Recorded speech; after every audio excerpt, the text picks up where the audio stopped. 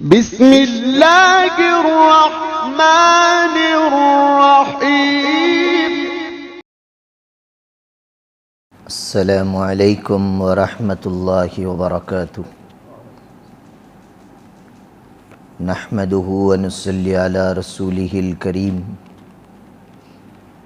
اما بعد فاعوذ باللہ من الشیطان الرجیم، بسم اللہ الرحمن الرحیم۔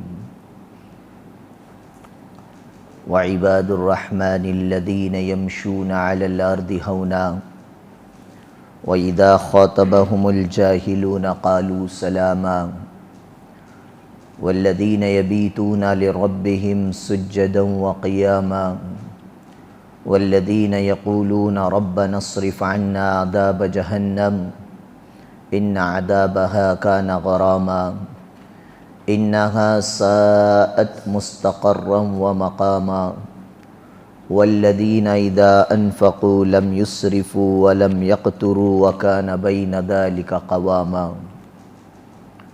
وقال النبي صلی اللہ علیہ وسلم: الجنة دار الأسخياء۔ وقال النبي صلی اللہ علیہ وسلم: لا يدخل الجنة بخیل، او كما قال علیہ الصلاة والتسلیم۔ اللہم صلی علی محمد فی اول وأوسط وآخر کلامنا صلی اللہ علیہ وسلم۔ اللہم صلی علی محمد عدد ما فی علم اللہ صلاة دائمة بدوام ملک اللہ۔ رب اشرح لی صدری ویسر لی امری واحلل عقدۃ من لسانی یفقہوا قولی۔ تمام تعریفیں اس پاک پروردگار عالم کے لیے جس نے ہمیں اپنے ایمان والے بندوں میں پیدا فرما کر خاص اور مخصوص عباد الرحمن بننے کے لیے اپنے خاص بندوں کے صفات کو بیان فرمایا۔ درود و سلام ہو آقا مدنی سرکار دو عالم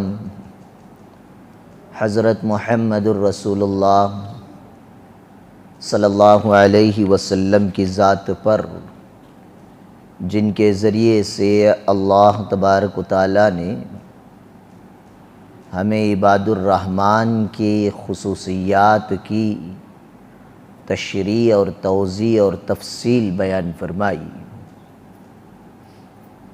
حضرات گرام قدر و امت مسلمہ کے نوجوانوں،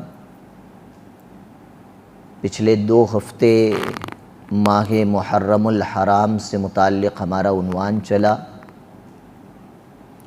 اس سے قبل جو عباد الرحمن اللہ کے خاص بندوں کے جو صفات ہیں، جس میں سے 5ویں صفت 2 ہفتے بیان کی گئی، مزید اس کی تفصیلات انشاءاللہ اس جمعے کو بیان کی جائیں گی، اور اگلے ہفتے انشاءاللہ اللہ کے خاص بندوں کی 6ٹھی صفت کا تذکرہ کیا جائے گا۔ اللہ کے خاص بندوں کی 5 صفات جو اب تک چلی اور گزری ہیں، پہلے نمبر پر فرمایا یمشون علی الارض ہونا، وہ دبے پاؤں عاجزی اور انکساری کے ساتھ چلتے ہیں اور زندگی گزارتے ہیں، یعنی ان کی زندگی میں تکبر، گھمنڈ، فخر نہیں ہوا کرتا۔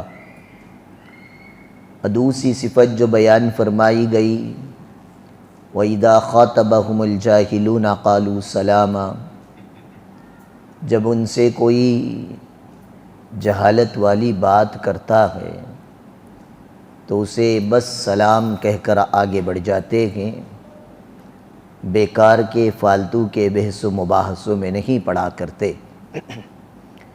تیسری صفت بیان فرمائی وَالَّذِينَ يَبِيتُونَ لِرَبِّهِمْ سُجَّدًا وَقِيَامًا، کہ وہ اپنی راتوں کو کھیل کود تماشوں میں نہیں گزارتے، اللہ تعالیٰ کی عبادت، بندگی، پوجا پاٹ اور پرستش میں اپنی راتیں شب و روز گزارا کرتے ہیں۔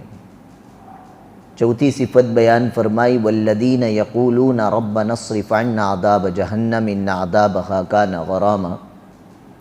اتنا سب کچھ کرنے کے باوجود وہ اطمینان سے بیٹھتے نہیں ہیں، بلکہ جب بھی دعا کے لیے ہاتھ اٹھاتے ہیں تو دعا کرتے ہیں، اے اللہ آپ ہمیں دوزخ کے عذاب سے بچا لیجئے، اس لیے کہ دوزخ کا عذاب تو بڑا سخت اور پکڑنے والا اور چمٹنے والا ہے۔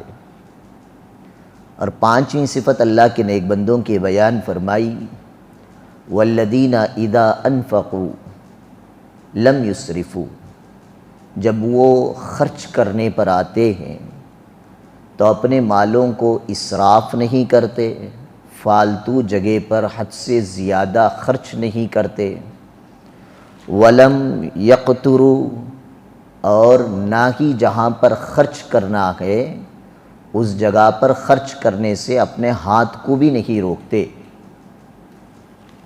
بلکہ کرتے کیا ہیں وَقَانَ بَيْنَ ذَلِكَ قَوَامًا، وہ درمیانی راستے پر اپنے مال کو خرچ کیا کرتے ہیں۔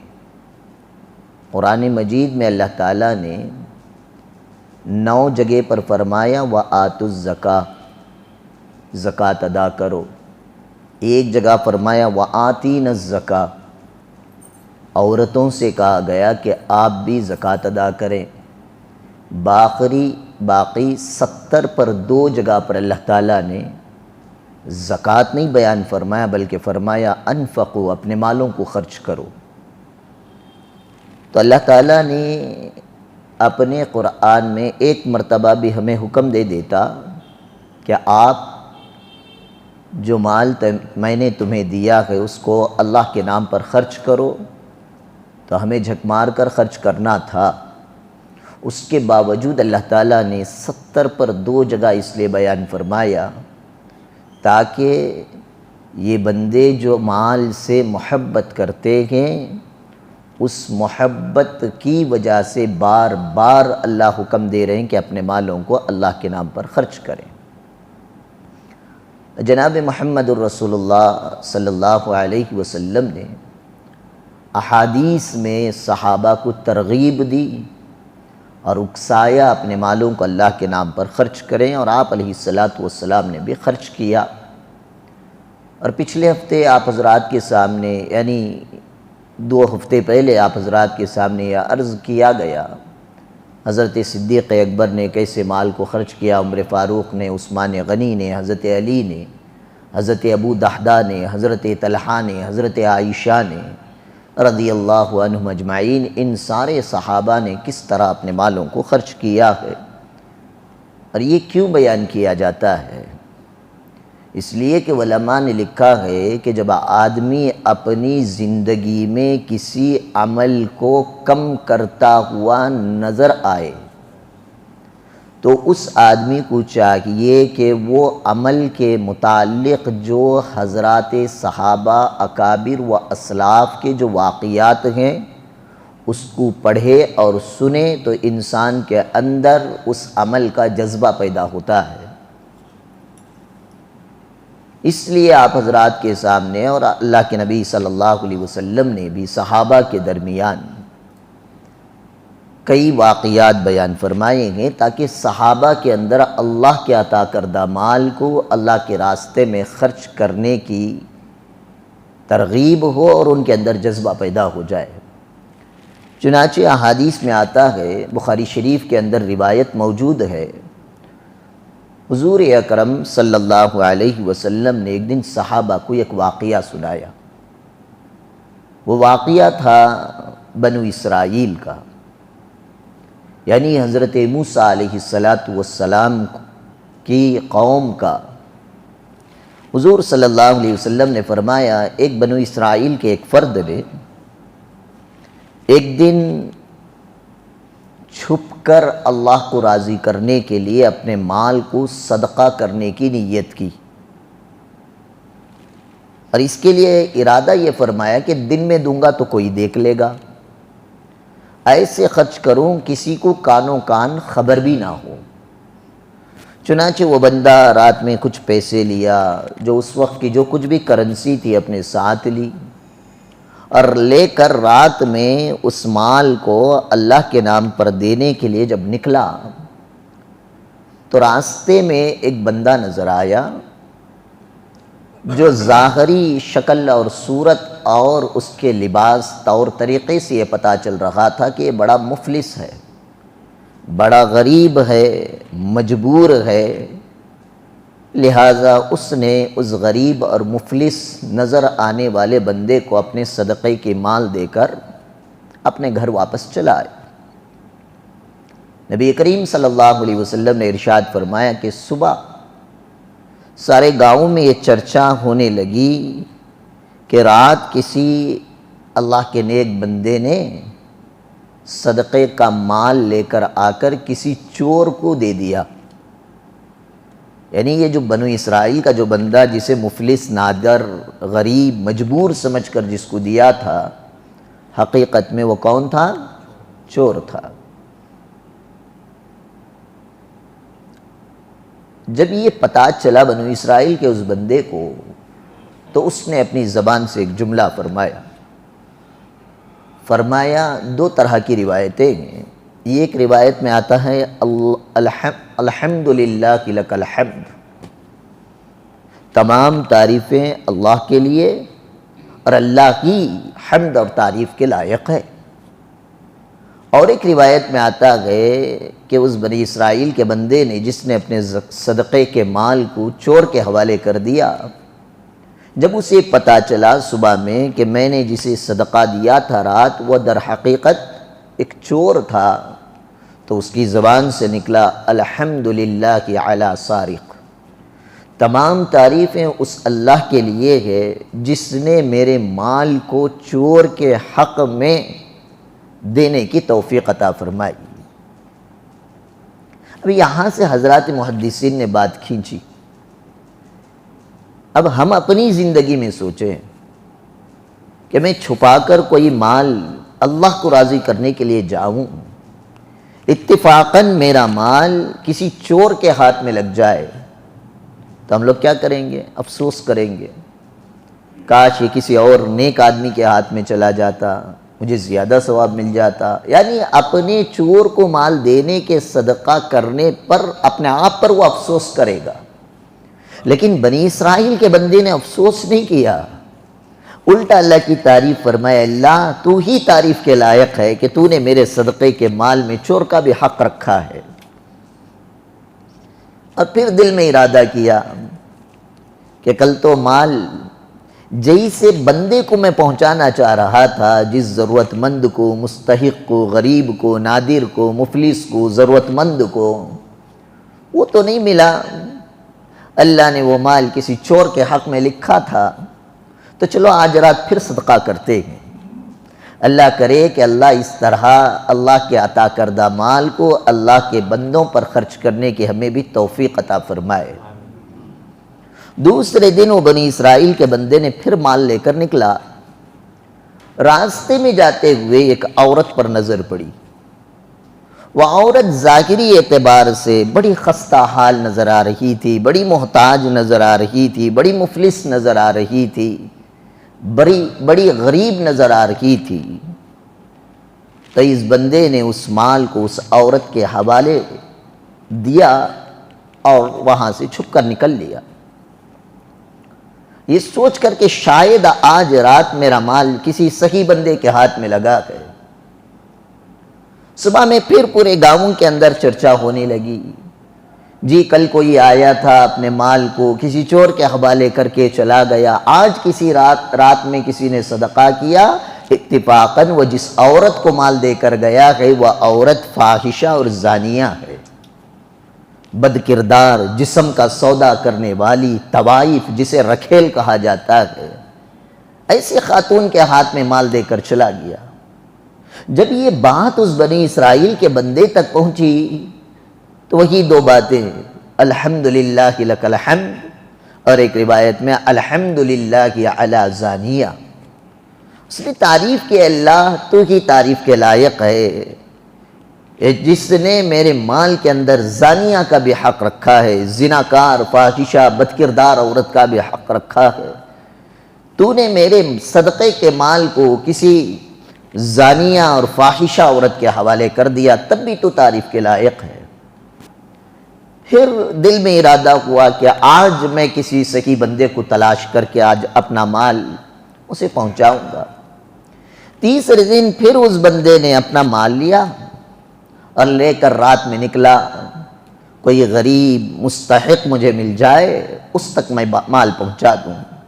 چنانچہ راستے میں ایک بندے کو دیکھا، ظاہری شکل اور حیت سے وہ مستحق نظر آ رہا تھا، غریب نظر آ رہا تھا، مفلس اور نادر نظر آ رہا تھا۔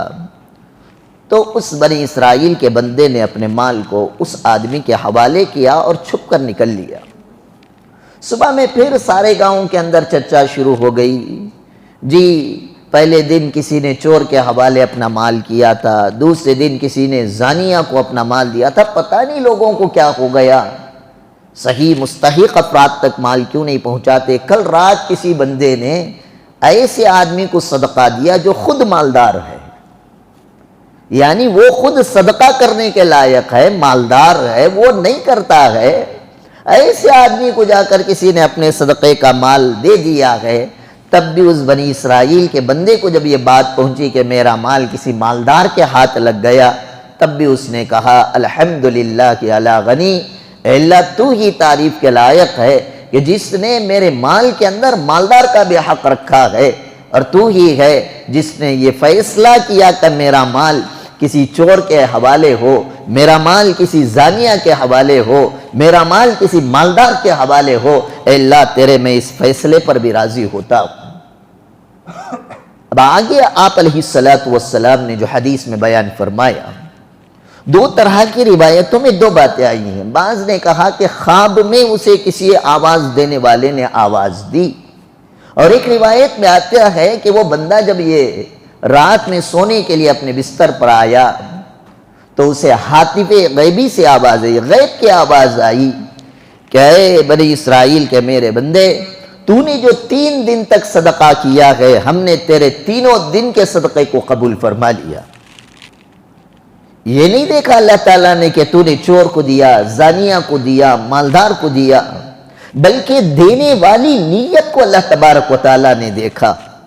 یہ میں عامتاً کیوں کہتا ہوں؟ اس لیے کہ بعض لوگ کسی کو صدقہ کرتے ہیں، کسی کو مال دیتے رہتے ہیں، لیکن جس کو صدقہ یا تعاون کیا جا رہا ہے اس کے بارے میں جب میرے کانوں تک یا آپ کے کانوں تک کوئی غیر غلط بات کوئی تیسرا آدمی کہہ دیتا ہے تو ہم اپنا مال دینے سے اپنے ہاتھ کو روک لیتے ہیں۔ ایسا نہیں روکنا چاہیے، بلکہ اس حدیث پاک سے پتہ چلتا ہے کہ بھلے تم نے نیت صحیح کر کے، اچھا زکوٰۃ کا مسئلہ نہیں ہے، یہ زکوٰۃ تو صحیح ہاتھ میں پہنچنا ہے، یہ صدقہ ہے، خیرات ہے، آدمی اپنی جان کے اوپر آنے والی بلا مصیبتوں سے بچنے کے لیے اپنے مال کو جو اللہ کے نام پر نکالتا ہے، ایسے صدقے کے بارے میں فرمایا گیا۔ اللہ تعالیٰ نے فرمایا ہم نے تیرے تینوں طرح کے تینوں راتوں کے صدقے کے مال کو ہم نے قبول فرما لیا، اور اس قبولیت کا اثر یہ ہوگا کہ غیب سے آواز آ رہی ہے۔ آپ علیہ السلام نے فرمایا تیرے سچے ارادے نیت کے ساتھ جو تو نے صدقہ کیا، اس کو جو میں نے قبول کیا، اس کی قبولیت کا اثر یہ ہوگا کہ شاید تیرا صدقہ کرنے کی وجہ سے چور آئندہ چوری کرنے کے عمل سے باز آ جائے۔ چور اس لیے چورا رہا تھا کہ اس کے تقاضے پورے نہیں ہو رہے تھے، وہ مفلس تھا، نادار تھا، کھانے کے لالے پڑے ہوئے تھے، روزی روٹی کا کوئی اس کے لیے طریقہ اور سامنے کام کاج نہیں تھا، تو وہ اپنے پیٹ کو پالنے کے لیے کہیں پر جا کر ڈاکہ ڈالتا، کہیں چوری کرتا۔ آج تو نے صدقے کا مال دے دیا، شاید ہو سکتا ہے کہ وہ چور تیرے صدقے کے مال سے لے کر کوئی چھوٹا کاروبار شروع کر دے، اور اس کاروبار سے اللہ تعالیٰ اسے برکت دے، وہ آئندہ چوری سے باز آ کر حلال طیب پاکیزہ روزی کھانے والا بن جائے۔ یہ خلاصہ ہے۔ ہاتف غیبی سے آواز آئی کہ آج آپ نے جو 3 صدقے کیے، ہم نے تینوں صدقے قبول کر لیے۔ قبولیت کا اثر یہ ہوگا کہ چور اپنی چوری سے باز آ جائے گا۔ دوسرے دن جو تو نے زانیہ کے ہاتھ میں جو مال دیا، اس کی قبولیت کا اثر یہ ہوگا کہ وہ زانیہ، وہ فاحشہ، وہ بدکردار، وہ جسم کا سودا کرنے والی، وہ طوائف، وہ اپنے اس برے عمل سے باز آ کر گناہ سے بچ کر زندگی کرنے والی بن جائے۔ اور تیسرے دن جو تو نے کسی مالدار کے ہاتھ میں صدقہ دیا، اس کو بھی میں نے قبول فرما لیا، اس کی قبولیت کا اثر یہ ہوگا کہ وہ مالدار مال ہونے کے باوجود غریبی کی زندگی گزارتا تھا، مفلسی لاچاری کی زندگی گزارتا تھا، اپنے روپیہ مال کے اندر سے کسی اور کا حق نہیں ادا کرتا تھا، کنجوس بن کر زندگی گزارتا تھا۔ تیرے صدقہ کرنے کی وجہ سے جو میں نے قبول فرمایا، اس قبولیت کا اثر یہ ہوگا کہ وہ غنی مالدار کے دل میں بات آئے گی کہ یہ جو بندہ اللہ کے نام پر رات میں چھپ کر جو صدقہ کر رہا ہے، اسی رب نے مجھے بھی مال دیا ہے، میں بھی اللہ کے نیک بندوں میں غریب، مفلس، لاچار لوگوں کو اپنے مال میں سے صدقہ کروں گا۔ صدقہ کر کر وہ مالدار بھی اپنے آپ کو سخیوں میں اور دلداروں میں شمار کر لے گا۔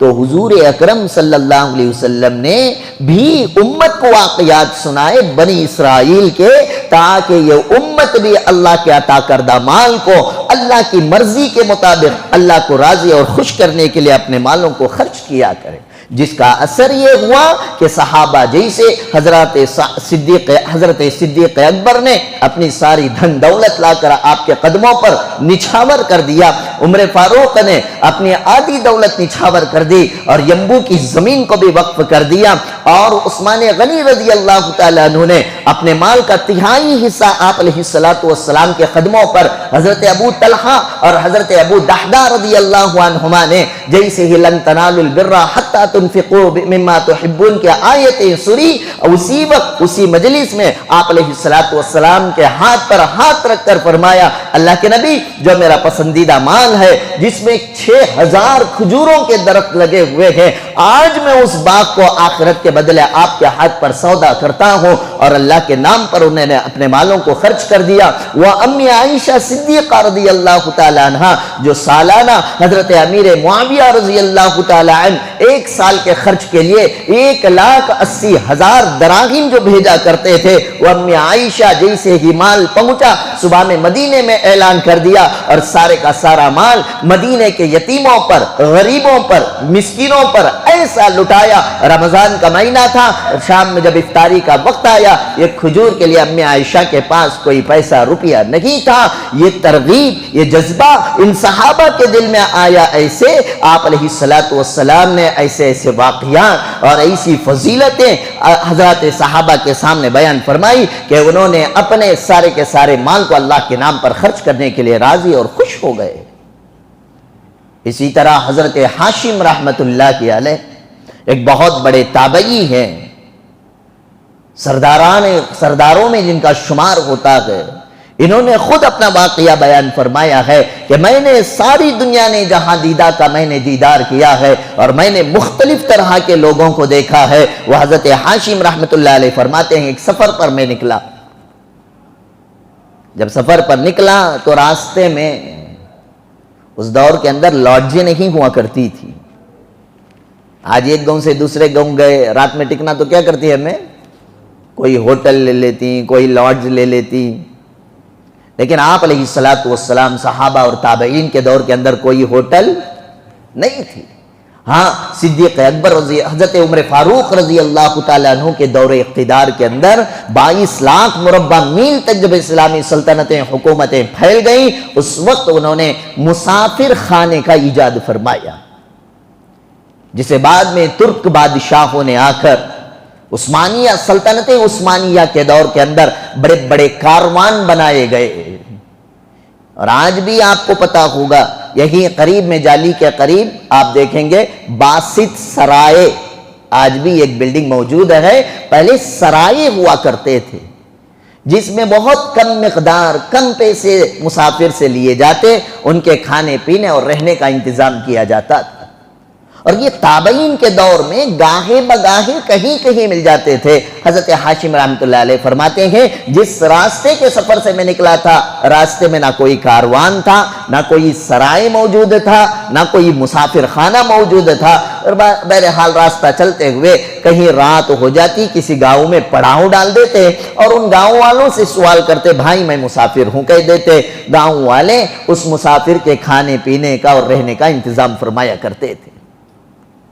آج کل محبتیں ختم ہو گئی، آج کوئی پوچھنے والا نہیں ہے، ورنہ آپ علیہ السلام نے انسانیت کو ایسا درس دیا تھا، کوئی دوسرے شہر کا بندہ آ جاتا بغیر رشتہ داری کے اس کے لیے کھانے پینے کا رہنے کا انتظام کیا جاتا تھا۔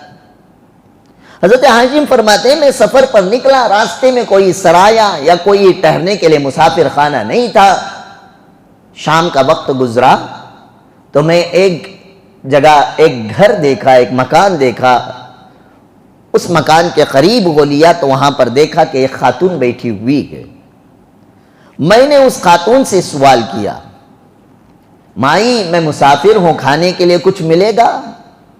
تو مائی نے جواب دیا کہ یہ کوئی مسافر خانہ نہیں ہے، ہم نے یہاں پر مسافروں کے لیے کھانے پینے کا کوئی انتظام نہیں کر رکھا، چل پرے کو ہو جا۔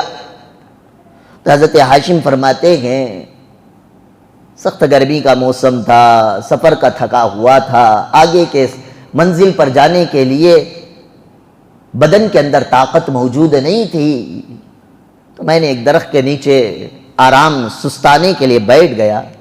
تھوڑی دیر کے بعد اس خاتون کا شوہر آیا اور آ کر اس نے پوچھا کہ کون ہو آپ؟ حضرت حاشم فرماتے ہیں میں نے جواب میں فرمایا کہ میں مسافر ہوں۔ شوہر نے پوچھا کچھ کھایا پیا کہ نہیں؟ حضرت حاشم نے فرمایا کہ کھایا تو کچھ بھی نہیں ہے۔ شوہر نے پوچھا اس خاتون سے تو نے مانگا تھا؟ کہا ہاں جی مانگا تو تھا لیکن دیا نہیں۔ یاد رکھیں مردوں کے مقابلے میں عورتوں میں کنجوسی زیادہ ہوتی ہے۔ مرد کماتا ہے تو سارے گھرانے اور کٹمب کے لیے کماتا ہے، عورتیں کماتی ہیں تو صرف اپنی سیلف کے لیے، اپنی ضرورتوں کے لیے، اپنی خواہشات کے لیے کمایا کرتی ہیں۔ ہم بہت کم ہوں گے جو سارے کنبے کے لیے فکریں کرنے والی خواتین ہوتی ہوں۔ بہرحال مزاج اللہ تعالیٰ نے مرد کے مقابلے میں عورت کا مال کے حساب سے تھوڑا چھوٹے دل والی بنایا ہے۔ تو اس خاتون کی شکایت کی حضرت حاشم نے اس کے شوہر سے، مانگا تو تھا لیکن تمہاری بیوی نے کچھ کھانے کو دیا نہیں۔ تو اس کے شوہر نے کہا کہ اللہ کی بندی تو مجھے ہمیشہ مہمانوں کے سامنے ذلیل اور رسوا کرتی ہے۔ شوہر نے خود اٹھا اس کی ایک بکری اٹھائی، ذبح کیا، پاک کیا، صاف کیا، اپنے ہاتھوں سے کھانا بنایا، مسافر کو کھلایا، اسے کچھ ہدیے بھی دیے تاکہ مسافر خوش ہو جائے، اس کی دعائیں لیں اور اس کو رخصت کر دیا۔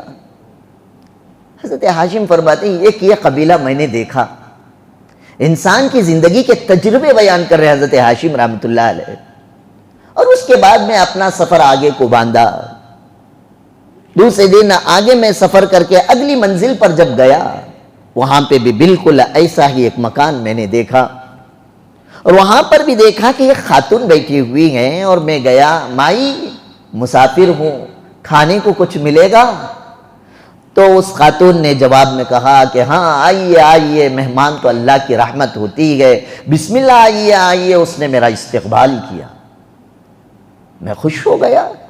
اس سے پہلی منزل میں جو خاتون ملی تھی اس کے مزاج کے بالکل برعکس یہ خاتون کا مزاج ہے، اور اس خاتون نے فوراً بکرا ذبح کیا، اس نے خود صاف کیا، اس کی بوٹیاں بنائی، کھانا بنایا، اس کے لیے دسترخوان بچھا کر کھانا رکھا ہی تھا کہ اس خاتون کا شوہر آ گیا۔ آتے ہی آگ بگولا ہو گیا کہ یہ کون ہے؟ خاتون نے جواب دیا کہ مسافر ہے۔ کہا کہ یہ بکرا کہاں سے آ گیا؟ کہا کہ یہ تو آپ ہی کا ہے۔ مسافر تو اللہ کا مہمان ہوتا ہے، رحمتیں لے کر آتا ہے، اس لیے میں نے اس کے کھانے پینے کے لیے انتظام کر دیا۔ اب یہاں پر شوہر بگڑا، یہ مسافر خانہ تھوڑی ہے، یہ تیرے باپ کی جاگیر تھوڑی ہے، تو ایسے خرچ کرے گی کہ تو میری ساری دولت کو ایسے ہی مسافروں پر خرچ کر دے گی۔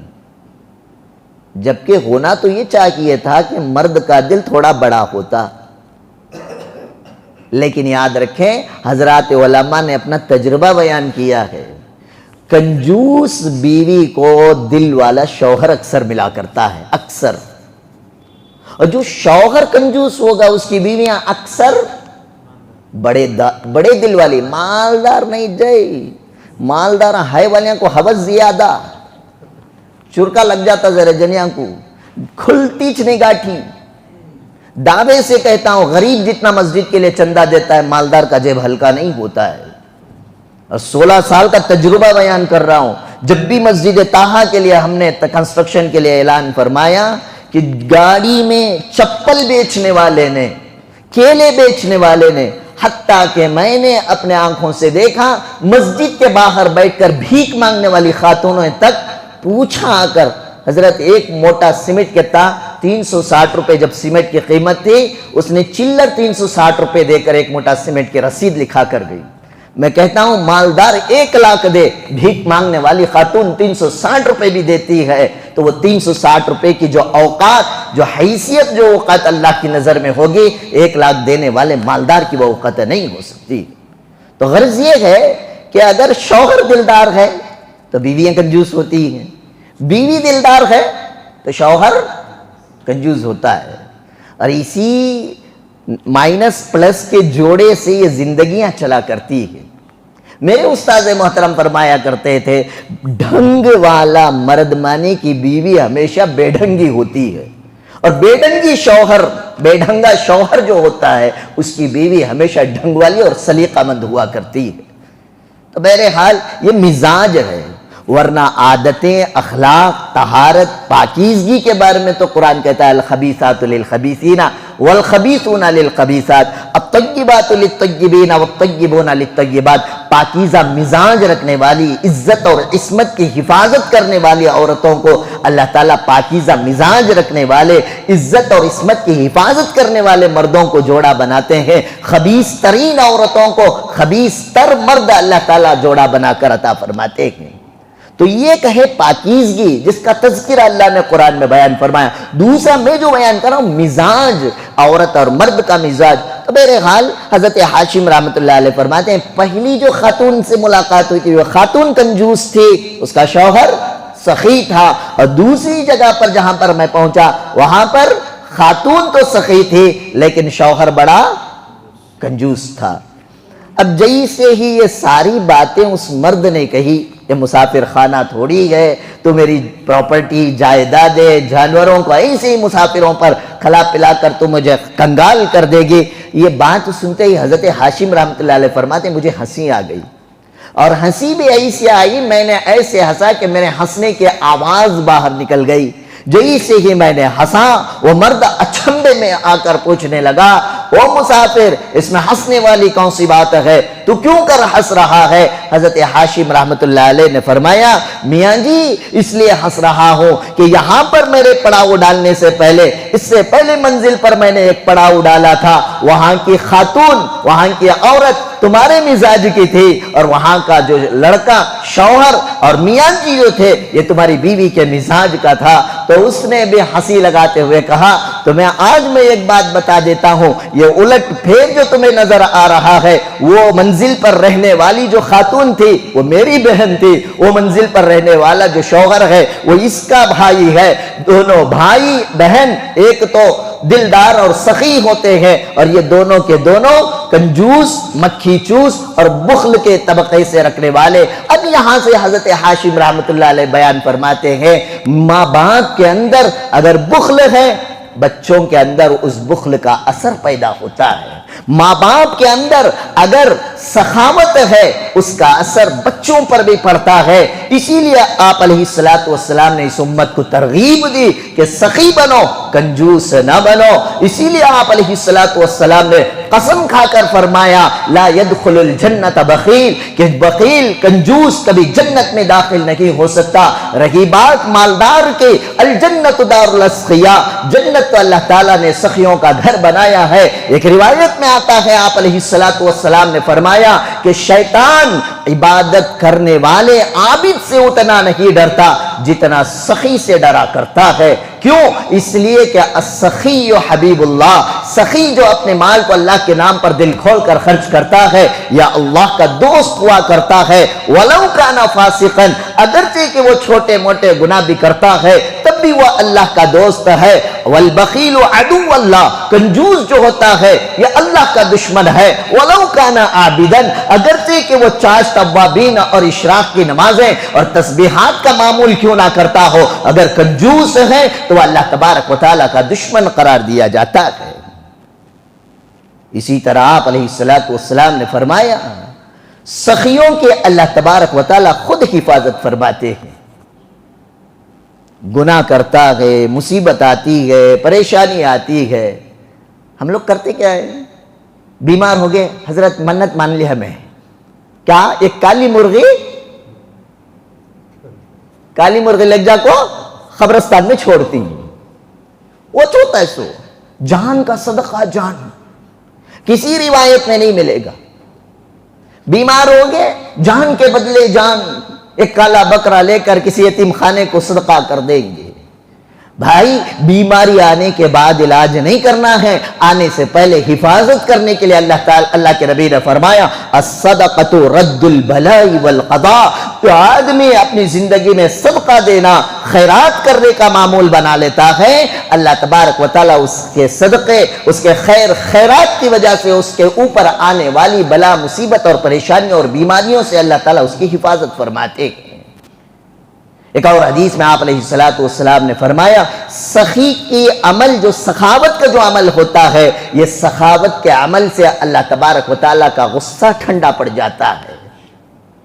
چنانچہ ایک اسرائیلی روایت میں آتا ہے حضرت موسیٰ علیہ السلام کے دور میں سامری کا تذکرہ ملتا ہے، اللہ تعالیٰ نے قرآن میں بھی اس کا بیان فرمایا سامری۔ حضرت موسیٰ علیہ السلام جب کوہ طور پر چلے گئے تھے عبادت کے لیے، 1 مہینے کے لیے گئے، پھر 10 دن اور لگائے، 40 دن چلا لگا کر کوہ طور سے تورات لے کر آئے۔ اس درمیان میں سامری نے سونے کا ایک بچھڑا بنایا اور اس کے اندر بولنے کی طاقت، یعنی پیچھے سے بولے آگے سے آواز، تفصیل ہے، یعنی بچھڑا بنا کر بنی اسرائیل والوں کو یہ دعوت دی کہ یہ تمہارا بھگوان ہے، تم اس کی عبادت کرو، تم اس کی پوجا کرو، تم اس کی پاٹ کرو۔ تو بنی اسرائیل کے 70,000 لوگوں نے سامری کے بنائے ہوئے بچھڑے پر سجدہ کر کے اس پر ایمان لے آئے۔ جب حضرت موسیٰ علیہ السلام کوہ طور سے آئے، واپسی کے بعد اللہ تعالیٰ نے حکم دیا فَقْتُلُوهُمْ، جنہوں نے ارتداد کو اختیار کیا ہے، بچھڑی کی پوجا پاٹ کی ہے، آپ انہیں ختم کر دیں۔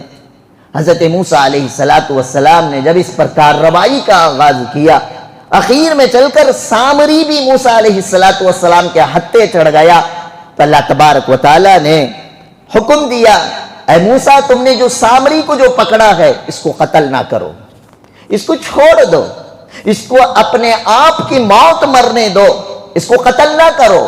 حضرت موسیٰ علیہ السلام سے اللہ تبارک و تعالیٰ سے بات کیا کرتے تھے، فرمایا اے اللہ اسی کی سرکشی کی وجہ سے، اسی کے بچھڑے کے بنانے کی وجہ سے 70,000 افراد نے ارتداد کو قبول کیا ہے، یہی تو جڑ ہے، آپ اسی کو مارنے سے منع فرما رہے ہیں۔ تو اللہ تبارک و تعالیٰ نے فرمایا کمبخت، یہ سامری بڑا سخی ہے، اس کی سخاوت کی وجہ سے اسے قتل کرنے کے لیے میرا ارادہ نہیں ہو رہا ہے۔ اب یہاں سے حضرات علماء نے لکھا کہ دیکھو سخاوت ایک ایسا عمل ہے جس کی وجہ سے اللہ تبارک و تعالیٰ بھی سخی کو اس کے اوپر آنے والی بلا، مصیبت، پریشانیوں سے اللہ تبارک و تعالیٰ حفاظت فرماتے ہیں۔ اسی طرح تاریخ انسانیت کے اندر جب آپ دیکھیں گے، سخیوں کے اندر ایک سخی کا تذکرہ مجھے اور آپ کو ملتا ہے جسے ساری دنیا حاتم طائی کے نام سے جانتی ہے۔ یہ کوئی افسانہ یا کہاوت یا کہانی نہیں ہے، در حقیقت حضور اکرم صلی اللہ علیہ وسلم کی سیرت میں حاتم طائی کا تذکرہ ملتا ہے۔ حضور صلی اللہ علیہ وسلم کی فوج کو ایک مرتبہ ایک قبیلے سے جنگ ہوئی، اس کے ساتھ میں چند افراد گرفتار ہو گئے۔ ان گرفتار ہونے والوں میں ایک لڑکی بھی گرفتار ہوئی تھی۔ اس نے آپ علیہ السلام سے درخواست کی تھی، اے نبی صلی اللہ علیہ وسلم، میرے آزاد کرانے والا کوئی قبیلے والا یہاں پر موجود نہیں ہے، آپ مجھے آزادی دلوا دیں۔ حضور صلی اللہ علیہ وسلم نے 2 مرتبہ تو اگنور کیا، تیسری مرتبہ جب اس بچی نے یہی گزارش کی، اللہ کے نبی صلی اللہ علیہ وسلم نے پوچھ لیا کہ تم کون ہو؟ تو اس لڑکی نے کہا تھا جو عرب کا مشہور و معروف سخی ہے، جسے ساری دنیا حاتم طائی کے نام سے جانتی ہے، میں اس حاتم طائی کی بیٹی ہوں۔ اللہ کے نبی صلی اللہ علیہ وسلم نے وہ ایمان نہیں لائی، اس کو نہیں دیکھا۔ آپ علیہ السلام نے فرمایا یہ حاتم طائی مشہور دلدار جو اپنے مال کو عرب کے لوگوں پر خرچ کیا کرتا تھا، یہ اس کی بیٹی ہے، اس کی خاطر تواضع کی جائے، اس کی آزادی کے لیے راستے اور شکلیں صورتیں پیدا کی جائے۔ حضور صلی اللہ علیہ وسلم نے خود اس کو آزاد کیا، کرنے کے بعد کہا کہ بیٹی تم ایسے ہی اکیلے مت چلا جانا، راستہ معمول نہیں ہے، جب کوئی قافلہ نکلے یا تمہارا کوئی رشتہ دار مل جائے اس وقت آ کر مجھے اطلاع دینا، میں تمہارے یہاں سے نکل کر مدینے سے اپنے علاقے جانے کا بندوبست کرتا ہوں۔ چنانچہ چند دن کے بعد وہ بچی آئی، آ کر آپ علیہ السلام سے کہا کہ ایک قبیلہ جا رہا ہے، قافلہ میرے قبیلے کی طرف جا رہا ہے، آپ میرے جانے کا انتظام فرما دیں۔ آپ علیہ السلام نے اس کے شایع نشان سواری کا انتظام کیا، اس کے لباس کا انتظام کیا، اس کے سارے سفر کے راستے کے خرچ کے لیے توچہ تیار کروایا، کچھ اس کے لیے ہدیہ دے کر آپ علیہ السلام نے رخصت کیا۔ تو صحابہ نے پوچھ لیا اللہ کے نبی صلی اللہ علیہ وسلم یہ کون ہے جس کے آپ اتنے خاطر تواضع کر رہے ہیں؟ حضور صلی اللہ علیہ وسلم نے فرمایا کیا تم نے حاتم طائی کا نام نہیں سنا کہ وہ اپنے دور میں زمانے جاہلیت میں اپنے مال کو اللہ کے بندوں پر خرچ کیا کرتا تھا؟ یہ اسی دلدار اور سخی حاتم طائی کی بیٹی ہے جو اللہ کا عطا کردہ مال اس کے باپ نے اللہ کے بندوں پر خرچ کیا، تو یہ یقیناً اس کے لائق ہے کہ ہمیں اس کا اکرام اور تعظیم کی جائے۔ اسی لیے حضور اکرم صلی اللہ علیہ وسلم اپنے صحابہ سے فرمایا کرتے تھے لوگوں سخی بنو سخی، سخاوت انسان کو اپنے اوپر آنے والی نحوست، مصیبتیں اور پریشانیوں سے حفاظت فرمایا کرتی، حتیٰ کہ علماء نے یہاں تک لکھا اگر ایک بادشاہ ظلم کرنے پر آتا ہے اللہ تعالیٰ اس ظالم کی حکومت کو ختم کر دیتے ہیں۔ ظالم کی حکومت باقی رہنے والی نہیں ہوتی، لیکن وہ ظلم کے ساتھ وہ بادشاہ اگر سخی بھی ہوتا ہے، اپنے مالوں کو خرچ کرنے والا بھی ہوتا ہے، تو اللہ تبارک و تعالیٰ اس کی سخاوت کی وجہ سے اس کی حکومت کو باقی رکھتے ہیں۔ چنانچہ آپ علیہ السلام کے دور میں آپ نے ایک بادشاہ کا نام سنا ہوگا، خسرو پرویز، جسے قیصر و کسریٰ کہا جاتا ہے، ایران کے بادشاہ کو۔ وہ خسرو پرویز کا باپ تھا نوشیروان۔ نوشیروان یہ بڑا طاقتور بادشاہ تھا اور اس کی حکومت بڑی لمبی چوڑی تھی، لیکن تھا اللہ کا نافرمان، تھا بت پرست، لیکن یہ سب برائیاں ہونے کے باوجود یہ بڑا سخی تھا، اور مال دولت تو اتنا تھا کہ اس کے دسترخوان پر جو پلیٹیں رکھی جاتی تھیں، جو برتن استعمال کیے جاتے تھے، وہ سونے کے تھے۔ ایک مرتبہ نوشیروان نے دعوت کی اور پورے سرداروں کی دعوت ہوئی، اور اس میں چند خادم بھی دعوت میں آئے، اور دعوت کھانے کے بعد جب پکاتی نے ان سارے برتنوں کو اٹھایا تو اس میں سے دیکھا ایک سونے کی پلیٹ غائب ہے۔ ایک بندے نے اس میں سے سونے کی پلیٹ چوری کی، لیکن نوشیروان بادشاہ نے دیکھ بھی لیا یہ پلیٹ چرانے والا چور کون ہے۔ اب جب دیکھا پکاتی نے تو اس نے باولا کر دیا، ہنگامہ کر دیا، کیوں؟ پلیٹ کی کمی ہوگی، بادشاہ میری پکڑ فرمائیں گے۔ اب اس نے آواز شروع کر دی کہ ہاں بھائی دسترخوان سے ایک پلیٹ چوری ہو گئی، کس نے اٹھایا ہے یا کس نے چھپایا ہے؟ یہ سارا ہنگامہ ہوتا رہا۔ نوشیروان نے ساری مجلس کو بٹھا کر کہا کہ دیکھو مجھے لگتا ہے کہ جس نے سونے کی پلیٹ چوری کی ہے لگتا ہے کہ وہ ضرورت مند ہے، اور جس نے اس کو چراتے ہوئے دیکھا ہے اس کو دوسروں کے سامنے بیان کرنے کی شاید عادت نہیں ہے، اس لیے جانے دو، کوئی سونے کی پلیٹ چوری کر لے تو کر لے۔ ایک طرف تھا سفاکیت، ظلم، بربریت، سب کچھ بت پرستی، ساری خرابیاں تھی، اس کے باوجود اس کے دل کے اندر اللہ تبارک و تعالیٰ نے سخاوت کا ایسا مادہ رکھا تھا، چور کو چراتے ہوئے دیکھ کر سونے کے پلیٹ کو اس نے اس چور کی غلطی کو معاف کر کے اسے چھوڑ دیا۔ اس کی اولاد میں سے آیا خسرو پرویز، جو حضور اکرم صلی اللہ علیہ وسلم کے دور میں قیصر بنا، کسریٰ بنا پھر رہا تھا۔ آپ علیہ السلام نے اسے دین کی دعوت کا خط بھی لکھ کر بھیجا تھا۔ ہم لوگ سوچتے کہ ہیں قرآن حدیث کا تو خالی صحابہ، اسی لیے کہتے ہیں کبھی احادیث بھی پڑھا کرو۔ بخاری شریف جب پہلا باب کھولیں گے، کتاب الوحی، اس پہلی حدیث کے پہلے باب میں آپ کو ایک بادشاہ کا ذکر ملتا ہے جسے ہرقل کہا جاتا ہے۔ عربی میں ہرقل اور انگلش میں اس بادشاہ کا نام نہیں معلوم ہمیں، ہرکولس۔ ہمارے بچپن میں 2 سائیکلیں چلتے تھے، ایک ہیرو، ایک اٹلس، تیسری سائیکل کون سی تھی؟ ہرکولس۔ اس کے اوپر دیکھنا ایک آدمی کا ایسا لوگو ہوتا تھا، یعنی جیسا ہرکولس بادشاہ مضبوط ویسا یہ سائیکل بھی مضبوط۔ تو یہ ساری جو ہسٹری ہے، ہم لوگ سوچتے ہیں کہ یہ سوشل میں پڑھائی جائے گی، مولانا ایم.اے گریجویٹ کیے ہیں شاید اس لیے پتہ ہوگا، نہیں۔ احادیث کو جب تاریخ انسانیت کے اندر ہم ڈھال کر جب تلاش کرتے ہیں، اس طرح کی عبارتیں ہمارے سامنے آتی ہیں۔ تو خسرو پرویز جسے کہا جاتا ہے، جسے کسریٰ کہا جاتا ہے، ایک ظالم بادشاہ تھا، سفاک تھا، لیکن اللہ تبارک و تعالیٰ نے اسے سخی بنایا تھا، اسی لیے اس کی سخاوت کی وجہ سے اللہ نے اس کی بادشاہت کو برقرار رکھا۔ جب آپ علیہ السلام نے اسے اسلام کا دعوت نامہ خط لکھ کر بھیجا تھا، تو یہی خسرو پرویز تھا جو حضور اکرم صلی اللہ علیہ وسلم کے خط کو اس نے پھاڑ دیا تھا۔ ادھر خط پھٹا تھا، آپ علیہ السلام نے مدینے کے اندر پیشن گوئی پیش کی تھی، خسرو نے جس طرح میرے خط کے ٹکڑے کیے ہیں، اللہ تبارک و تعالیٰ اس کے حکومت کے بھی ٹکڑے کر کے رکھ دے۔ نتیجہ وہی ہوا کہ اس کی حکومت ختم ہو گئی۔ اور یہ خسرو پرویز کتنا بڑا سخی تھا، کتنا بڑا دل دادا تھا۔ اللہ کرے کہ کاش ہم حضور اکرم صلی اللہ علیہ وسلم کے دور کے اللہ کے نہ ماننے والے خسرو پرویز بت پرستوں والا دل بھی ہمارے اندر اگر ہو جائے تو خدا کی قسم ہم سے بڑا سخی آج پورے بھارت کے اندر ہمیں نظر نہیں آئے گا۔ خسرو پرویز کے دربار میں ایک دن ایک مچھلی بیچنے والا مچھیرا مچھلی لے کر آیا، لے کر آ کر بادشاہ کے حوالے کیا۔ بادشاہ نے دیکھا کہ مچھلی تو بڑی عمدہ ہے، اسے پتا چل گیا تھا کہ بادشاہ کو مچھلی بہت پسند ہے۔ اب جیسے اس نے مچھلی لایا، مچھلی دی، حضور صلی اللہ علیہ وسلم خسرو پرویز نے وہ مچھلی دیکھی، دیکھتے ہی فرمایا اپنے غلام سے کہ اس کو انعام میں 4000 دینار دے دیے جائیں۔ کہتے ہیں دینار معلوم؟ گولڈ کوائن،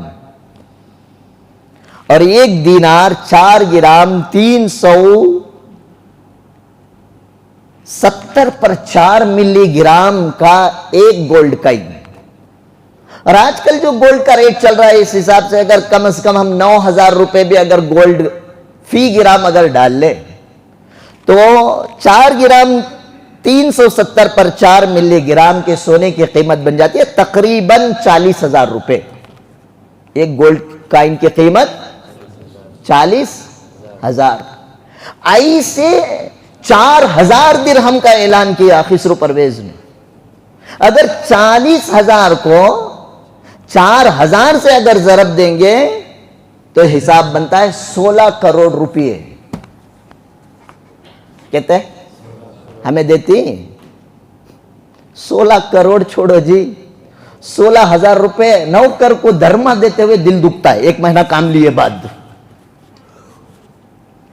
خسرو پرویز کو مچھلی پسند آئی، 16 کروڑ روپے دینے کا اعلان کر دیا۔ اس کی بیوی تھی بازو شیرین، اب اس نے ٹھونکا، روکا۔ پہلے ہی بولا ہوں مرد کے مقابلے میں عورت کا دل، ہاں جب پہلی بات بول دیتا ہوں اسے دماغ میں رکھو، اس کے اوپر بیس چیزیں بہت ساری آئیں گی، ایسے ہی فیصلہ نہیں سنا دیتے۔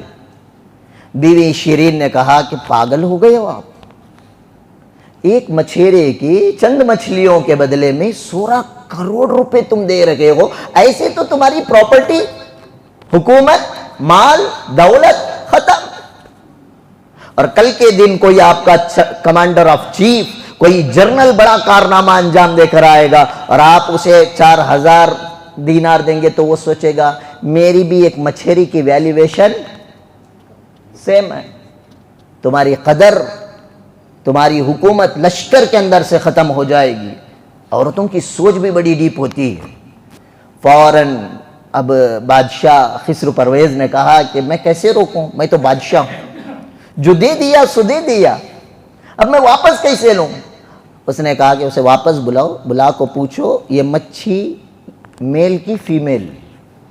انہیں میل کا تو تمہیں بولو نکو منجے فیمیل ہونا، انہیں فیمیل کا تو بولو نکو منجے میل مچھی ہونا. مچھی واپس دیا لو، تمہارے 4000 دینار 16 کروڑ روپے واپس لے لو. اب وہ جو دیتے تھے اس دور میں گولڈ کائن تھیلی میں دیتے تھے. اب اس نے خسرو پرویز نے آواز دی مچھیرے کو، او مچھیرے. اب مچھیرا بھی بہت چالاک، ہمیں سوچتی گوڑیاں کو کیا رہے معلوم کر کو، وہ زمانہ گیا. اب گوڑیاں کو کیا نہیں معلوم کرنا. پہلے ہوتا تھا 10 کی گڈی، 2-4 گڈیاں دیال کو بکرا ڈھولے کہا کہ تو نو اشٹھانا ادھر پا کرتے تھے. اب گنتی. اب انہیں مچھیرا دیکھا، آہا بیوی ملکہ بادشاہ کے کان میں سور پھونک رہے کیا کی گڑبڑ ہے. اب جیسی خسرو پرویز نے مچھیرے کو آواز دی، مچھیرا پلٹیا، جی بادشاہ سلامت. بادشاہ نے پوچھا یہ جو تم مچھلی میرے پاس لائے ہو یہ میل ہے یا فیمیل. انہیں بعد میں میل فیمیل کر کو، حضرت انہوں انگلش بات کرتے تھے کیا کر کو کوسچن نہ کرنا، انہیں بہت کرتا ویسے کوسچن. خسرو پرویز کو انگلش آتا تھا کہ حضرت میل فیمیل پوچھا کیا، وہ تم نہ سمجھا نہیں بولتا ہوں اس میں نر ہے یا مادہ. اب وہ مچھیرا بھی چالاک بولیا، بادشاہ سلامت یہ نہ میل ہے نہ فیمیل ہے، یہ ادرس ہے. ادرس معلوم، مرد مانا بھی نہیں، بھائی کو بھی نہیں، انہیں بیچ کا. خوش ہوگا بادشاہ. بادشاہ پاگل ہوتے ہیں، کبھی گالی پر خوش، کبھی تعریف پر ناراض. خسرو پرویز نے ایک آہ بھری، آہا کیا جواب دیا. اس نے کہا پھر اور 4000 دینار اور دے دو. اب نو شیرین کا دل اور بیٹھ گا، جو 16 کروڑ ہضم نہیں کر لیتے انہیں اب 32 کروڑ لے کو جا رہا ہے. اب مچھیرا خوش ہوا، دوسری تھیلی بھی اس نے پکڑی، 8,000 دینار 30 پر 2 کروڑ روپے لے کر جا رہا تھا. وہ تھیلی میں سے ایک کوائن گر گا. ایک کوائن کیا ہوا؟ گر گا. گرتے ہی پھر انہیں پن ماری. بادشاہ اب دیکھ وہاں ایک کوائن گر گا. انہیں بہت کنجوس تیرے ایک سکا دلدار نے اب انہیں اٹھاتا ہے. دیکھ انہیں بولنا تھا، انہیں 2 تھیلیاں بھی رکھا، سوچ وہ ایک کوائن اٹھا کو پھر تھیلی میں ڈال لیا. مچھیرا دیکھ ایسے کنجوس کو 30 پر 2 کروڑ روپے 8,000 دینار دیے. اس کے 80 پیڑیاں بیٹھ کر کھا سکتے تھے، پھر بھی اتنا کنجوس 1 دینار گرتے ہی نے کیا کریا، اٹھایا. ایسے کنجوس کو دینا، بلا کو واپس چھین لے. اب پھر خسرو پرویز نے بلایا مچھیرے کو، او مچھیرے، جی بادشاہ سلامت، اتنا مال دولت میں نے دی، تیری پیڑیاں بیٹھ کر کھا سکتی تھی اور ایک کوائن نیچے گر گیا تو اٹھایا، اتنی کنجوسی کر رہا ہے، آخر وجہ کیا ہے؟ مچھیرا نے کہا کہ بادشاہ سلامت یہ گولڈ کوائن پر آپ کا نام لکھا ہوا ہے. لگتا ہے کہ انہیں بھی گودی میڈیا کا آدمی. یہ گولڈ کوائن پر آپ کا نام لکھ کر ہے، اس پر کسی کا پیر پڑ جاتا تو آپ کی عزت کی نیلامی ہو جاتی. آپ کے نام کی عزت کرتے ہوئے میں وہ گولڈ کوائن بھی اٹھا لیا. بادشاہ اور خوش، جاؤ مزید 4,000 دینار اور دے دو. اب بیٹھ گئی ہے شیرین، اب بولی تو اور بھی انہیں لٹا ڈالتا ہے. تو بہرحال حضور اکرم صلی اللہ علیہ وسلم نے امت کو ایسے مال پر خرچ کرنے کے اللہ کے راستے میں ترغیب دی. آپ علیہ السلام کے دور کے جو بادشاہ جو بت پرست تھے، اللہ کو بھی نہیں مانتے تھے، ان کے دلوں کے اندر اللہ کے نام پر یا بندوں کے عمل کو دیکھ کر ان کے اعمال کے مطابق ان پر مال کو خرچ کرنے کا جذبہ تھا۔ تو آپ علیہ السلام نے امت کو سکھایا کہ دیکھو سخی بنو، سخی اس لیے کہ بخیل اور کنجوس جو ہوتا ہے یہ اللہ تبارک و تعالیٰ کو ناپسندیدہ ہے۔ ایک حدیث میں فرمایا اللہ کو بخل اور بخیل دونوں سے نفرت ہے۔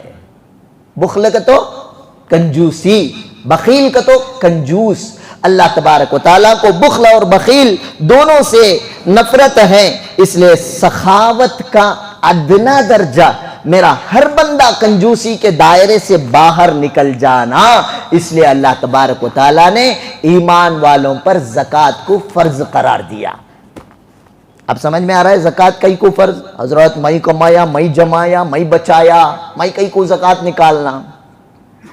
سوال آتا ہے۔ اللہ تعالیٰ چاہتے ہیں کہ میرا بندہ کنجوسی کے دائرے سے نکل کر یہ سخیوں کے دائرے میں چلے جائے، اس لیے کم از کم 2.5% اللہ تعالیٰ نے زکوٰۃ کو فرض قرار دیا۔ اور جو آدمی صرف زکوٰۃ نکالتا ہے، اس کے بارے میں حضرات علماء نے فرمایا یہ اصحاب الاعراف میں آ جاتا ہے۔ اصحاب الاعراف کیا؟ یعنی انہیں کنجوس میں بھی نہیں ہوتا، انہیں مالدار سخیوں میں بھی اس کا شمار نہیں ہوتا۔ ہاں 2.5% سے بڑھ کر تھوڑا اور مال خرچ کیا، 3% کر دیا، 3.2% اگر کر دیتا ہے، زکوٰۃ سے ہٹ کر کچھ صدقہ، کچھ خیرات، کچھ یتیموں کی کفالت، کچھ بیوہ اور ضرورت مند، کچھ بیمار اور علاج کے لیے، کچھ مساجد کی تعمیر کے لیے، کچھ مدارس کے پروان کے لیے، کچھ یتیم خانوں کے یتیموں کے لیے، کوئی پڑوس میں مجبور اور لاچار رہتا ہے اس کی ضرورت کے لیے، میں تو اچھا ہوں، میرا بھائی بڑا تنگ ہے، میرے بھائی کے بچے اسکول کی فیس بند نہیں پا رہے ہیں، اپنے پیسے میں سے اپنے بھتیجے کو اگر مال کو خرچ کر دیتا ہے، فرمایا ایسا آدمی کنجوسی کے دائرے سے نکل کر اس کا شمار سخیوں میں ہو جاتا ہے۔ آپ علیہ السلام نے فرمایا السخی حبیب اللہ، سخی جو ہوتا ہے یہ اللہ تبارک و تعالیٰ کا دوست ہوتا ہے، ولو کان فاسقا، اگرچہ کہ وہ چھوٹے موٹے گناہ بھی کرتا ہو تب بھی اللہ تبارک و تعالیٰ اسے اپنا دوست بنا کر رکھتے ہیں۔ اس کے برخلاف اگر کوئی آدمی زکوٰۃ بھی ادا نہیں کرتا، اللہ تبارک و تعالیٰ نے فرمایا والذین یکنزون الذهب والفضة ولا ينفقونها فی سبیل اللہ فبشرهم بعذاب علیم، جو لوگ اپنے سونے چاندی کو اکٹھا کر کے کنز بنا کر رکھتے ہیں، اس کی زکوٰۃ ادا نہیں کرتے، ایسے لوگوں کو آپ عذاب علیم کی بشارت دے دو۔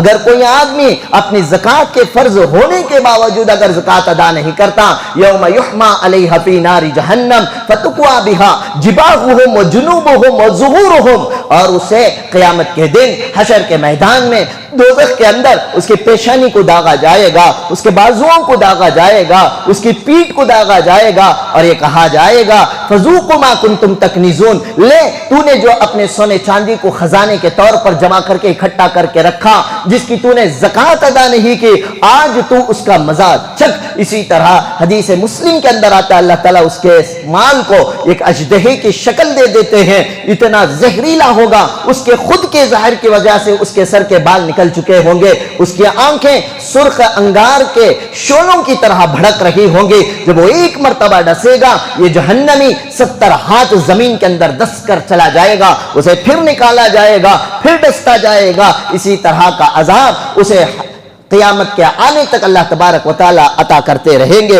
اس لیے اللہ تبارک و تعالیٰ نے اس امت کو زکوٰۃ کا حکم دیا کہ آپ اپنے مالوں کا 2.5% نکالو، اپنے آپ کو کنجوسی سے نکالو، مزید اس کے اوپر صدقہ خیرات کرو گے تو تمہارا حساب سخیوں کے اندر شمار کیا جائے گا۔ حدیث پاک میں اللہ کے نبی صلی اللہ علیہ وسلم نے فرمایا سخی اللہ کے قریب، سخی جنت کے قریب، سخی اللہ کے بندوں کے قریب، اور بخیل یعنی کنجوس جو ہوتا ہے یا کنجوس اللہ سے دور، کنجوس جنت سے دور، کنجوس اللہ کے بندوں سے دور۔ ایک اور حدیث میں فرمایا سخی جنت کے قریب، جہنم سے دور، کنجوس یہ جنت سے دور، جہنم کے قریب ہے۔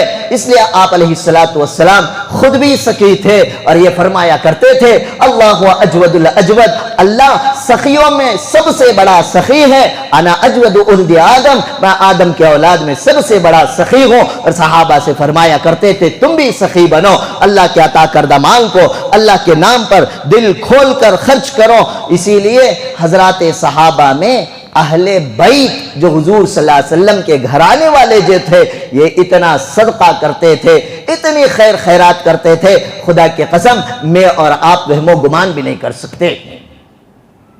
کیوں؟ ہم لوگ سنے قصے کیا صحابہ کے, ان کے 16 پیوندہ, ان کے گھر میں کھانے نہیں, مرگی کی بیماری سمجھ کر گردن پر پیر رکھ کر چلے جاتے تھے. یہ تو اولے دور کا تھا. آخری دور میں ایسا تھا, چند نوجوان بیٹھ کر مدینے میں بات چیت کرنے لگے. کرتے ہوئے چند نوجوانوں میں 2 گروپ بن گئے. ایک نے کہا اہل بیت سب سے زیادہ دلدار, اپنے مال کو خرچ کرنے والے. اور ایک نوجوان نے کہا نہیں نہیں, بنو امیہ, جو بنو امیہ کی جو حکومت حضرت امیر معاویہ سے جو شروع ہوئی ہے, فرمایا بنو امیہ کے مالدار سردار جتنا مال خرچ کرتے ہیں اتنا کوئی خرچ نہیں کرتا. اب دونوں نوجوانوں کے اندر بحث ہوئی, طے یہ ہوا کہ چلو تجربہ پریکٹیکلی کرتے ہیں, جاتے انسپیکشن کریں گے, خالی بول بچن سے کام ہونے والا نہیں ہے. 2 گروپ بنے, اور ایک گروپ بولا ہم بنو امیہ کے پاس جائیں گے, دوسرا گروپ بولا ہم اہل بیت یعنی حضور اکرم صلی اللہ علیہ وسلم کے خاندان کے لوگوں کو کیا کہتے ہیں, اہل بیت. اہل بیت کے پاس جائیں گے. تو پہلے حال دونوں گئے, دونوں جانے کے بعد دونوں جماعتیں واپس آئی. بنو امیہ کے جو نوجوان گئے تھے انہوں نے کہا کہ دیکھو ہم اموی 10 سرداروں سے مل کر آئے, بنو امیہ کے 10 سرداروں سے مل کر آئے. ہر ایک سردار کے پاس جا کر ہم نے کہا کہ دیکھو ہمیں کچھ مال کی ضرورت ہے, ہمیں کچھ مال اللہ کے نام پر دے دو. تو ایک ایک سردار نے 10 ہزار روپے, 10 ہزار درہم ہمیں عطا فرمائے. 10 ہزار درہم 10 لوگوں سے ملائے تو کتنے ہو گئے؟ نوٹان جی بولو, 1 لاکھ, 1 لاکھ درہم. اب جو اہل بیت سے ملاقات کرنے کے لیے گئے تھے وہ نوجوان اپنی کارگزاری میں فرمانے لگے, ہم لوگ سب سے پہلے گئے عبداللہ بن جعفر رضی اللہ تعالی عنہ کے پاس. یہ کون عبداللہ بن جعفر؟ حضرت علی کے چھوٹے بھائی حضرت جعفر ابن ابی طالب, ان کے بیٹے عبداللہ بن جعفر رضی اللہ تعالی عنہ کے پاس گئے. جا کر بولے کہ سردار ہمیں کچھ پیسے کی ضرورت ہے, اللہ کے نام پر کچھ دے دو. عبداللہ بن جعفر رضی اللہ تعالی عنہ اکیلے نے 1 لاکھ درہم دے دیے. اس کے بعد ہم لوگ گئے حضرت عبیداللہ بن عباس رضی اللہ تعالیٰ عنہ کے پاس. کون حضرت عبیداللہ بن عباس؟ حضرت عباس حضور صلی اللہ علیہ وسلم کے چچا, اور ان کے بیٹے عبیداللہ بن عباس حضور اکرم صلی اللہ علیہ وسلم کے چچیرے بھائی کے پاس گئے. جا کر فرمایا ہمیں کچھ پیسوں کی ضرورت ہے, اللہ کے نام پر کچھ دے دیں. تو انہوں نے بھی 1 لاکھ درہم دے دیے.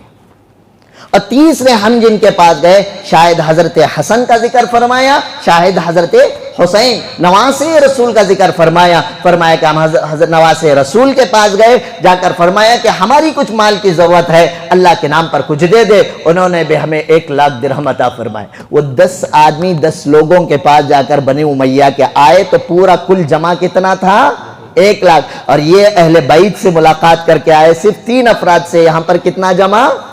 3 لاکھ. اب نوجوانوں نے ڈیسائیڈ کر لیا کہ نہیں, بنو امیہ سے زیادہ دلدار کون ہیں؟ حضرات اہل بیت ہیں. اب پھر نوجوانوں نے طے کیا کہ دیکھو ہم نے ایک ایکسپریمنٹ کے لیے پیسہ لیا تھا, چلو جا کر یہ پیسہ ان کو واپس. یہ مزاج ہمارا نہیں ہے. 1 لاکھ کا تقاضا ہے, 2 لاکھ چندہ کرے تو بھی 1 لاکھ واپس کرنے کا سوال پیدا ہوتا ہے. حضور صلی اللہ علیہ وسلم کے زمانے کے تابعین کے دور کے نوجوانوں کا حال, فرمایا یہ تو ہم نے ایکسپریمنٹ کرنے کے لیے لیا تھا, چلو یہ پیسہ واپس کرتے ہیں. واپس بنو امیہ کے پاس گئے وہ جو نوجوان تھے. جا کر فرمایا کہ دیکھو ہم لوگ کسی ضرورت کے لیے آپ سے پیسے لیے تھے, اب وہ ضرورت پوری ہو گئی, آپ اپنا پیسہ واپس لے لیں. سارے بنو امیہ کے 10 سرداروں نے بھی جو 10 ہزار دیے تھے واپس لے لیے. اور یہ نوجوان جو دوسرے اہل بیت تھے حضرت عبداللہ بن جعفر کے پاس گئے, نواسے رسول کے پاس گئے, حضرت عبداللہ بن عباس کے پاس جو گئے, واپس جا کر بولے کہ ہم ایک ضرورت کے لیے آپ سے مانگے تھے, اب ہماری ضرورت پوری ہو گئی, یا آپ واپس لے لیں. جواب تینوں کا ایک ہی تھا, فرمایا اہل بیت سے جو مال نکل جاتا ہے اسے اہل بیت واپس نہیں لیا کرتے, ضرورت نہیں ہے, جاؤ یہ سارے کا سارا مال تمہارے لیے ہدیہ ہے. یہ حضور اکرم صلی اللہ علیہ وسلم کے گھر کے اہل بیت کے افراد کی سخاوت ہے۔ ہم نے غریبی کے صرف واقعات سن کر یہ آپ ڈیسائیڈ نہ کریں، صحابہ نے غربت والی زندگی گزاری ہے، اہل بیت تو وہ تھے، ایک آدمی مانگنے پر آیا اسے 1,00,000 درہم دے کر اسے واپس بھی نہیں لیا۔ ایسی سخاوت کرنے والا مزاج حضور اکرم صلی اللہ علیہ وسلم نے ان صحابہ کا بنایا تھا۔ اسی لیے اللہ تبارک و تعالیٰ نے فرمایا وَعِبَادُ الرحمن، اللہ کے نیک بندے تو وہ ہیں وَالَّذِينَ إِذَا أَنفَقُوا لَمْ يُسْرِفُوا، جب یہ خرچ کرنے پر آتے ہیں تو اسراف بھی نہیں کرتے، وَلَا يَقْتُرُوا، جہاں پر خرچ کرنا ہے وہاں پر خرچ کرنے سے اپنے ہاتھوں کو بھی نہیں روکتے بلکہ خوب خرچ کرتے ہیں، وَكَانَ بَيْنَ ذَلِكَ قَوَامًا، یہ کنجوسی سے بھی بچتے ہیں، اسراف سے بھی بچ کر درمیانی راستے میں نکلتے ہوئے خیر کے کاموں میں اللہ کے نام پر اپنے مالوں کو خرچ کرتے ہیں، اسراف سے بچاتے ہیں، کنجوسی سے بچ کر زندگی گزارتے ہیں۔ اللہ تبارک و تعالیٰ سے دعا ہے اللہ تعالیٰ مجھے اور آپ کو ان حضرات صحابہ و تابعین اور اسلاف کی طرح اللہ کے عطا کردہ مال کو اللہ کی مرضی کے مطابق اللہ کے راستے میں خوب خرچ کرنے کی اللہ توفیق عطا فرمائے۔ وآخر دعوانا الحمدللہ رب العالمین۔